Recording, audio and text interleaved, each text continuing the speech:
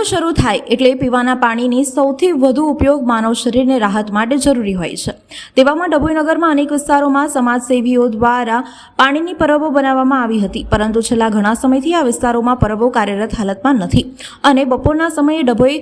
મુખ્ય બજારોમાં કે ડેપો વિસ્તારમાં જુદા જુદા વિસ્તારોમાં આવતા આસપાસના ગામોમાં લોકોના પીવાના પાણી માટે રૂપિયા ખર્ચી પાણી લેવું પડે છે। કેટલાક સામાજિક સંસ્થાઓએ આજે પણ સેવાભાવથી 2-4 વિસ્તારોમાં પાણીની સેવા ઊભી કરી છે, પણ એટલું પાણી લોકો માટે પર્યાપ્ત ન રહેતું હોય ત્યારે નગરમાં જુદા જુદા વિસ્તારો જેવા કે બજાર, એસટી ડેપો, શિનોર, 4 રસ્તા, રેલવે સ્ટેશન રોડ,